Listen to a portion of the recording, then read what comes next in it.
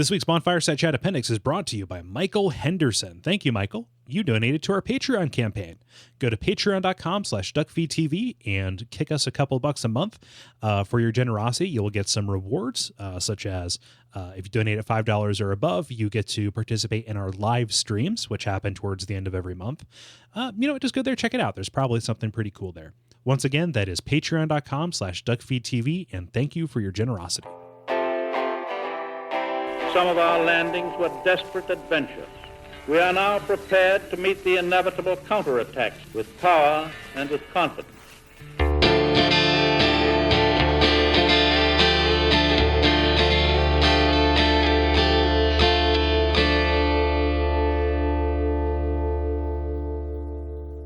My name's Gary Butterfield. My name's Kole Ross. And you're listening to Bonfire Side Chat Appendix, an Undead Appendix. Yes, and this week we are reading your responses to the Shrine of Amana and the Undead Crypt. David was not able to stick around, but we appreciate him sticking around on the last episode and joining us for that. Real nice dude. Astute listeners will remember that he had a burrito waiting for him. Yes. And it's now a week later, and I can't check in with him and see how that burrito went. But I hope, for his sake and ours, it went great. Yes. Yeah. So for follow-up, the skybox in Drink Lake. Yeah. I throw that out there. I don't think it's in the notes, but it is. Yeah. Is it? Oh, okay, I didn't see it. So Brett writes in via contact saying, I know how you guys feel about Reddit, and maybe he posted this on Something Awful too, but I thought you might be interested if you hadn't already seen it. And this is something that Illusory Wall, our good friend from the data mining episode, posted about recently as well, about a mystery structure in the Majula skyline. Oh, that's not what I was referring to. Oh, I was referring to in the Drang Lake episode where you were saying how the sky around Drang Lake Castle is just about black. that. Yeah. Okay. Cool. Yeah. So I was trying to tease you about a thing that you goofed on. Yeah. Yeah. That I goofed hard on. Okay. So yeah, let's do two things about skyboxes. Let's make this thing Skybox Hour. Yes, because the skybox. Yeah. So I'll address yours first, and then we can talk about Brett's thing. Yeah. I was complaining about how Drain Lake Castle was real drab because it was just a pitch black sky. Turns out my version is glitched. My installation of the game is done broke, and so I was speaking directly out of my asshole with that. Yeah, well, not really. It's what you saw. It's not you. That was the truth according to what you had. The and I remember both me and Jerry both being like, I didn't really notice that. Mm-hmm. But I didn't know it well enough to be like, no, that's not true. Yeah. It was one of those things that, and this happens, I think we both do this to each other on the show, where somebody will say something and it's like, well, that sounds about right. If we're a little bit unsure of it. Uh-huh. There are things, there are convictions that we have that are deeply held, but we also, it's a conversation so we can change our minds. Yeah. And I was like, oh, okay, well, maybe not. Maybe I didn't look at it well enough. Yeah. But then it turned out, as always, the truth is somewhere in between. They were extending. Okay, so taking the meme away from that, the truth is always more complicated than you would think. There were extenuating circumstances. What I'm embarrassed about is that I didn't remember my non-glitched playthrough from the PS3, and so the playthrough that I was basing my notes on for the show, it wasn't like, oh, something's wrong here. It was really just me, being short-sighted. So I apologize to anybody that I offended by saying Drain Lake is not beautiful. I've gone back since. It is beautiful. My bad. Yeah, he is a beautiful area, and I don't mind. It was Allison Baker, our buddy, was just like, so do I have to, because when we did the data mining episode, she's like, well, do I have to wait 2 weeks for Skybox Gate? And I was just like, well, probably. Yeah. So there's Skybox Gate for you. But let's talk about Brett's Gate. Yeah, Brett's Gate. Brett Gate. Yeah. Everything's Gate now. Yeah. Gates are big. Yeah. Some guys at a fence company just like, rubbing his hands with all these gates. Gates McFadden is like, here it comes again. I'm back, baby. Come on, Wesley, let's do it. Isn't Gates McFadden a lady? Yeah. Okay. Cool. Oh, did I gender? I think that you made it sound like your usual tough guy voice. It had shades of Nico and Vince. But well, here I'll do it again. Come on, Wesley, we're back. I'm Gates McFadden. Okay, cool. I'm a lady. I'm a pretty lady. I'm a doctor too. Yeah. But what Brett wrote in to say was that if you look beyond where the skyline wraps, if you look past where the Twin Towers and the Deus Ex New York skyline were, you will see an unidentified structure. Mm-hmm. Yeah. In Majula, which is the outside of the Undead Crypt. And there's a really good Illusory Wall post about it. That like references the map that came with the collector's edition and references the Majula map and everything. And it's like everything that he does, it's exemplary. Yeah. So can you include a link to that post in the show notes? Yeah. It's real weird, but space is spacey wacy. Mm-hmm. So I can accept it, and the fact that it isn't there maybe means that there was some shifting around. But yeah. So pretty neat. Let's see here. Take writes in via comment on a recent post, saying you can actually shoot Nishandra, referring to the Drain Lake episode. Man, that feels like it was forever ago, doesn't it? And doing those little one-offs. Yeah, throws us off our rhythm. But he says you actually can shoot Nishandra, but there's some kind of condition that must be met first. I definitely saw Lobo shoot her a few times, making her disappear. When I tried, though, it didn't work. But that was when I first arrived at the castle. Continues addressing other things. The ground Dragon Rider's swing can destroy the four pillars in the room, again referring to an inconsistency in our episode, including the one that the archer is on. One of the first things I do when I start that fight is to lure the Dragon Rider into swinging into that pillar. Okay. Yeah. So those. I don't remember saying that he couldn't. Did we say he couldn't? I brought it up almost like as a question, thinking like, hey, is that actually a thing, or am I making that up? Okay. Yeah. And I think that it was just kind of one of the things like, maybe not. Yeah. Cool. Then he offers kind of a crackpot theory, which he admits is a crackpot theory, that Titanite maybe is people. He means undeads. There's Chloanne, who is always carrying around bones and such. Then there's the Bellkeepers with their limitless supply of chunks. And the last I checked, a Bellkeep isn't exactly a mining shaft. So the only product that's coming from these guys are the undead that they slice and dice up, for which you get chunks. I like this theory because it's super grim. It is that. Yeah. This is very gross. Yeah. I don't know. Yeah.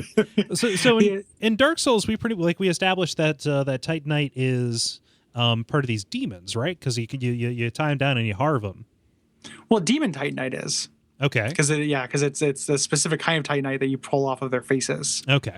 I didn't think that we said like all different kinds of Titanite come from different, like from that same demon or from different demons. Wait, was it Take who wrote in talking about how they might be pieces of the Archstone because of translation stuff? Yeah. Which is interesting. Yeah, I don't know about that. That's an interesting idea. Mm-hmm. But yeah, I don't know. Yeah. No. But thank you, everybody, for your questions. Thank you, Take. Always a pleasure. Yeah.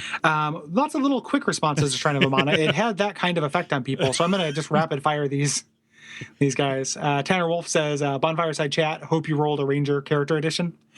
Isaiah Christian says, Shrine of Amana, the fucking bane of the non-casting build. God, I like the idea of the bane of the non-casting build because it sounds like the curse of the working class. Yeah. like they're the it's the bane of the mundane. Yeah, the mundane bane. Yeah. Glenn Kreisman says, watch out for soul arrows. David Kenneth says, I remember a long time ago being a young man and playing the non-casual Amana. It was hell. Lost of good men. And Tom Servo says, I wish I knew more about the Grave Warden. It seems like he should be in play more. I think he specifically means Agdane, not the the nameless jabronis. Yeah, all stuff we covered in the episode, all more or less. Mm-hmm. Asked and answered. Agdane, like, he does have like if you start thinking of his character just as you start thinking of the purpose of the Undead Crypt and just think of him as the warden of it and the boss of it, his character makes more sense. Yeah. It doesn't feel like he's just existing in a place. Like, he kind of is the principal character of that place. Mm-hmm.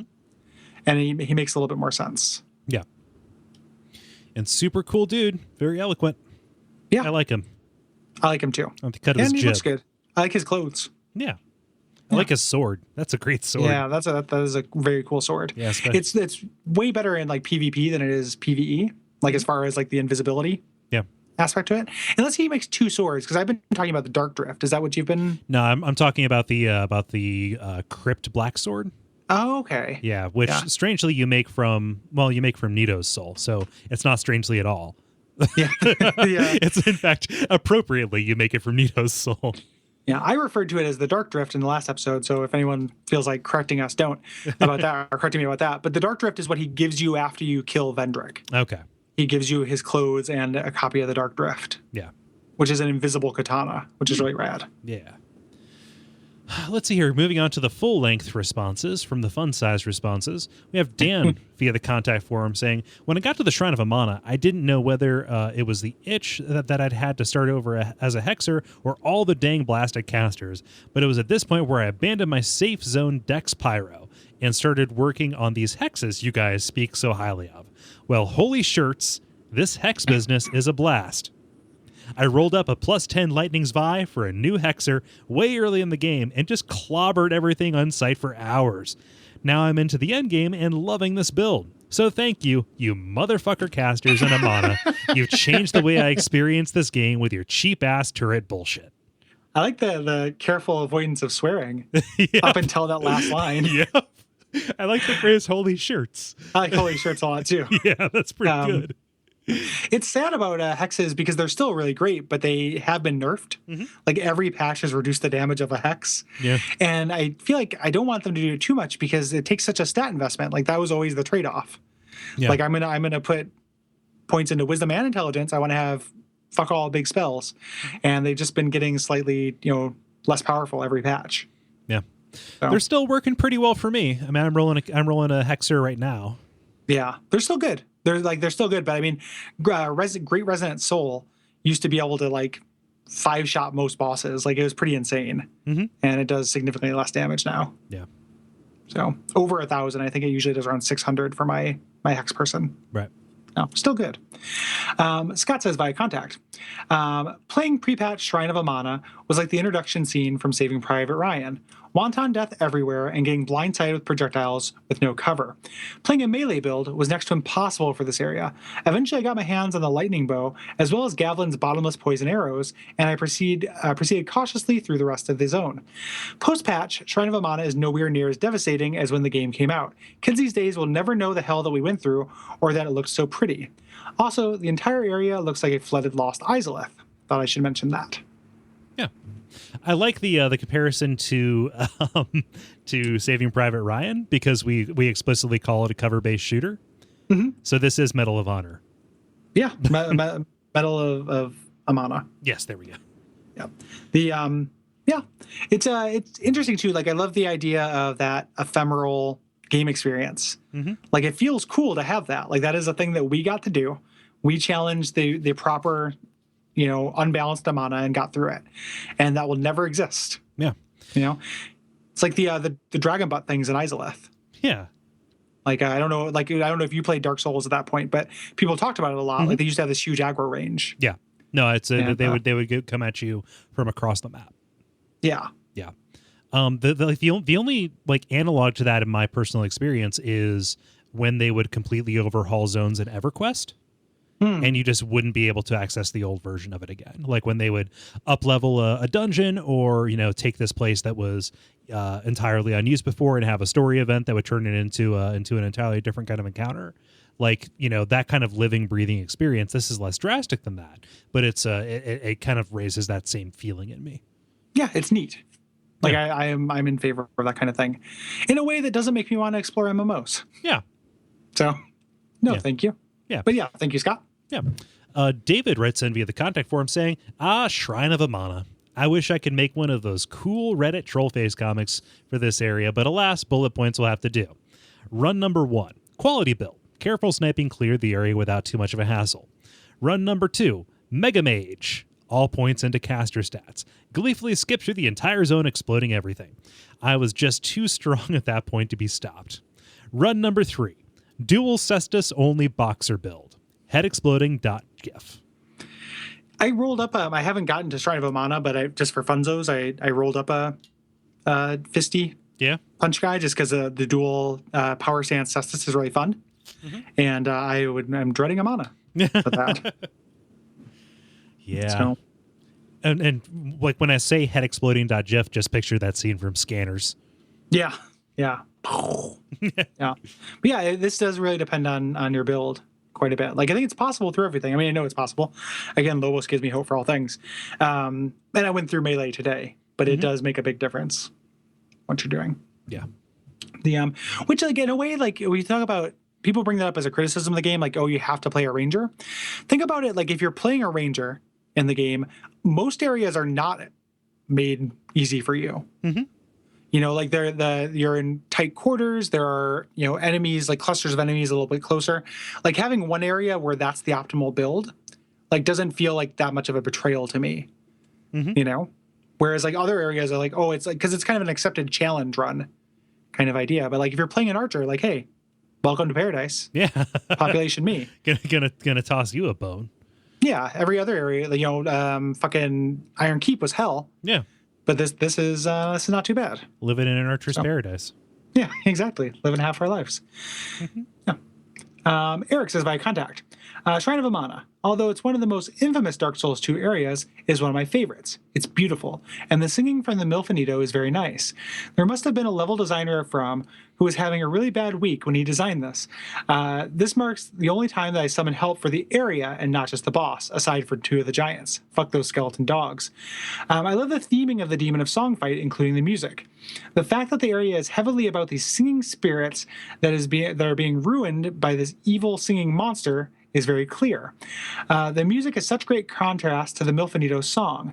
This is especially noticeable when listening on the original soundtrack. Going from one track to another really shows that contrast. Beautiful and calming to this disgusting guttural growling, and it fits really well. Yeah. Yeah, agreed. We didn't really talk about the music in the Demon of Song fight, but it is. Yeah, it is really interesting. It's a little bit like just lower in the mix than at least the Velstad and the obviously the Vendrick one, since there's no other sound effects for the Vendrick one. Yeah. So out of the 3, like it doesn't come to my mind, but when I have listened to it just on the soundtrack before, and it is a nice contrast. Yeah. I didn't bring it up in the episode, but the contrast between crypt and tomb, wherever Nidos are to be found. Yeah. Yeah. Maybe. Yeah. I don't know.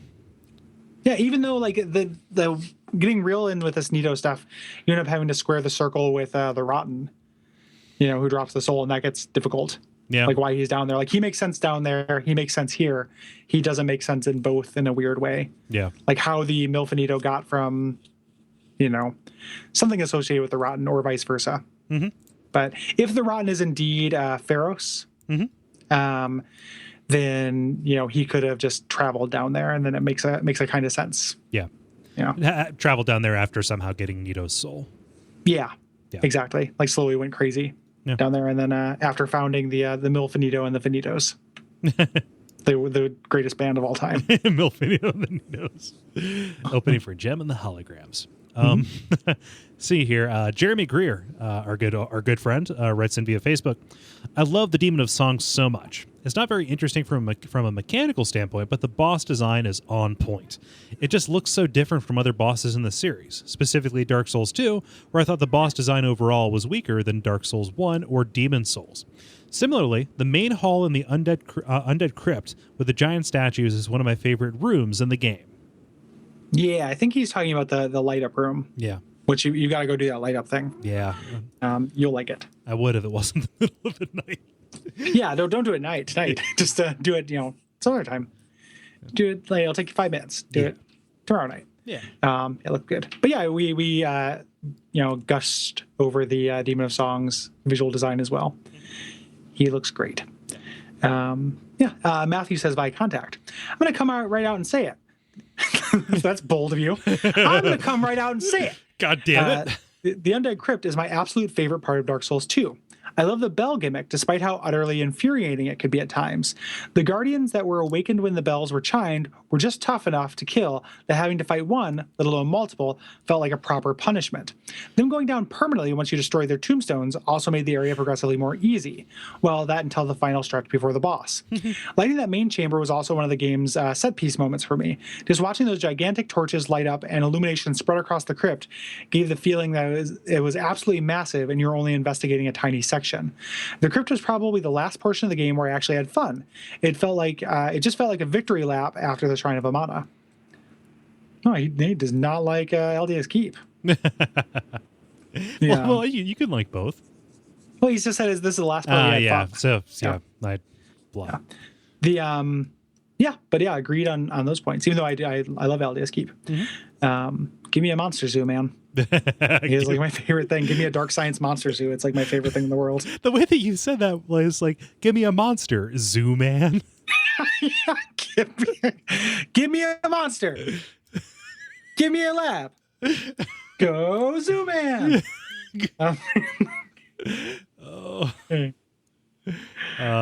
I'm going to round us out with Thomas, who writes in via Facebook saying, the Souls games have had two hugely gut-wrenching moments for me that will probably stay with me for as long as I can still hold a controller in my hand. One was discovering Dark and Orlando. The other was walking past a fading Velstadt to finally see the king that had cast such a long, imposing shadow on my journey. If not the final boss, at least the true end of my quest. The first time I stepped into Vendrick's tomb, I dropped my controller, frozen for a time.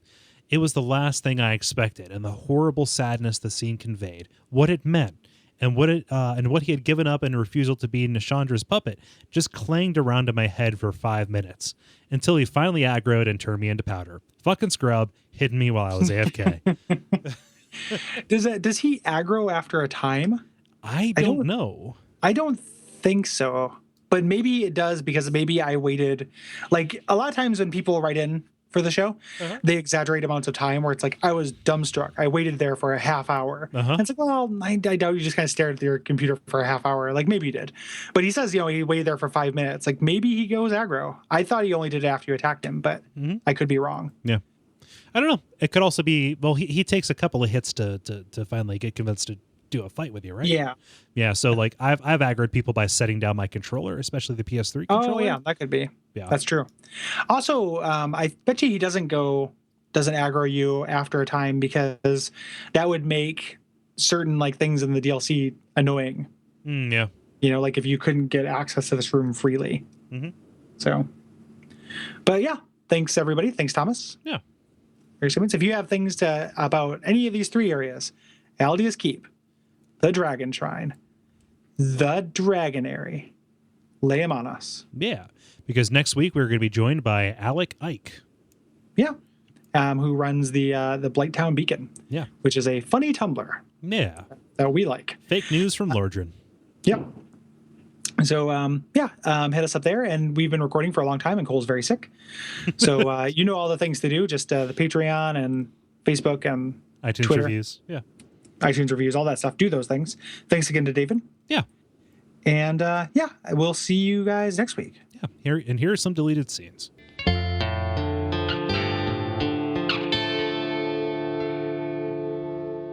And also that's Cole. Yes. Hi. My name's Cole. I'm sorry. I was like, are you sick? What? I'm scared. Yeah. Yeah. Cole, he was saying that he hasn't been feeling well. Yeah. So he's I'm sorry. discombobulated. Yes. That's okay. I will say dumb shit even though I'm feeling well. Hey. And I will take this opportunity to shine and say entirely Everyone's smart going to love me and I'm going to be real popular. Everything's coming up Butterfield. Yeah. Who got you sick? I wonder. Speaking of getting sick remotely, my friend Austin mailed me some fruit, and it hasn't made me sick, but I thought that it would for a long time. Like he mailed me pawpaws. You know what pawpaw is? Is grandpa That fruit? sounds like poison. It's pawpaw poison. It's like a weird Illinois fruit that tastes like a custardy pineapple. And All of that he sentence loves is them. really upsetting. Well, custardy is one of the worst adjectives. Like that. Yeah. That is just not a good adjective. Pertaining to Custardy properties sounds of custard. like assist or clotted or like any of those words. Like, Yeah. Yeah, it was real moist when I opened it. Also not a good word. Stop. Yeah, and you're doing a bad job. Does it? What's it look like on the outside? Kind of like a dog's butt. like a yeah. It looks like it's made of just sewn together dog rectums. A dog's butt full of custard. It is Man. like a teardrop, like the same kind of color as a pear, but shaped more like a teardrop, Okay. like a smaller. Yeah. And legally, it's only grown in Illinois. I don't know. I don't know why it's always there. I almost threw it away because it was fruit that came in the mail, and I was thinking that if I did that, what if I fucked up the Portland ecosystem? Like it took over and muscled out all of our kind of grass. They replaced grass. Trees. Yeah. I got nerd wax in the mail, and I'm using it on my glassers. Yes. Nerd wax? Someone on Twitter recommended it to me. It's like it's a way to make your glasses not slip down your dumb face. Huh. Like a spirit gum, but less. Yeah, it's like a spirit. Yeah. That makes sense. It has all these terrible nerd jokes on it. So it told me that if I unsealed the cap, it would intensify my love of spreadsheets. I don't think they know what the job is, because I love spreadsheets a whole fucking lot already. Yeah. Good luck, Nerd Wax. I dare you, Nerd Wax. Go for it. When you said Nerd Wax, I didn't think that was a proper brand name. I thought it was a kind of a thing. It's the brand name. That? Yeah. I think it's in Vedica on the That makes sense. Nerd Wax. Yeah, the original glasses wax. Boom. Yeah, I guess it would be the original. And It's like it appears as though it's sold in chapstick tubes.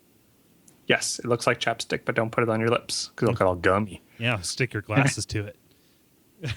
Do you apply it to your nose or to your glasses? To the glasses bridge. It actually works pretty well so far. We'll see how it does over time. Well, this podcast will be a nice test run. Yeah, I'm gonna keep looking down at stuff. Yeah. Yeah.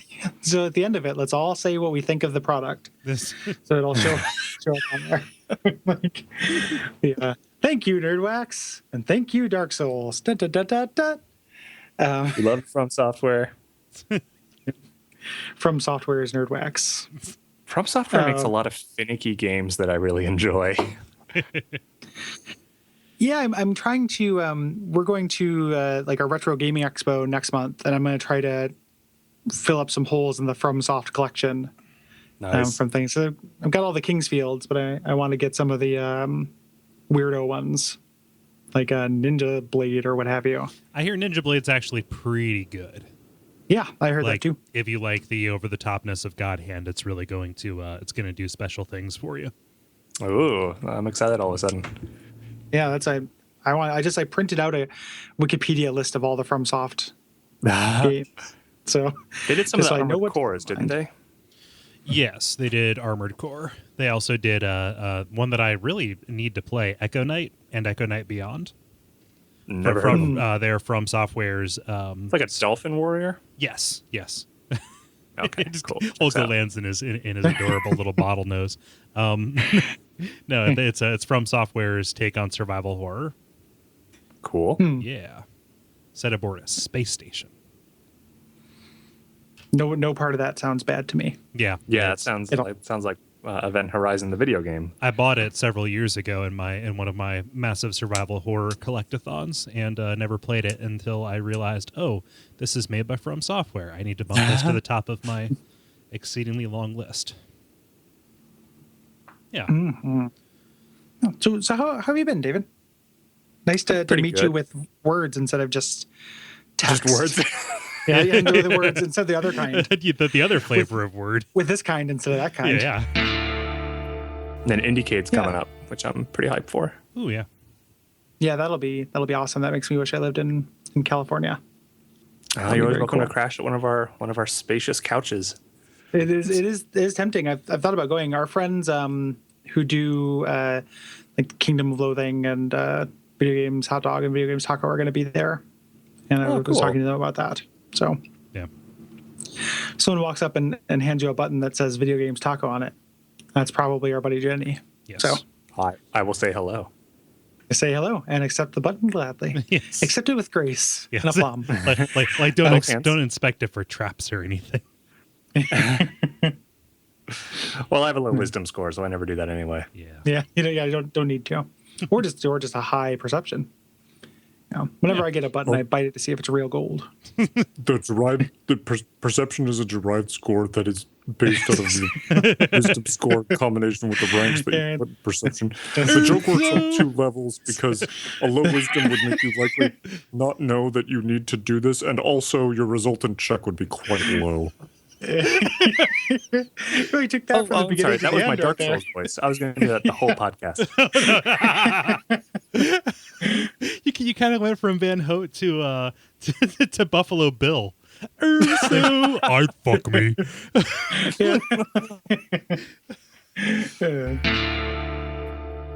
Yeah. What if we had somebody? We should at some point, if we don't have a guest, we should just have somebody we've had on before and give them a voice alteration thing and say that we like landed Snowden or something. Like, Should have gotten Snowden for the data mining episode. Am I right? That's what he does, right? Spill all FromSoft secrets. Yeah. Yeah, he's all about registry editing. Blowing this wide open. I had no idea because through a microphone, like that could be just like a settling on a chair or dropping a pen. Well, did I? Yes. Nothing. I'm back. What? Nothing. Nothing. Yeah. Nothing.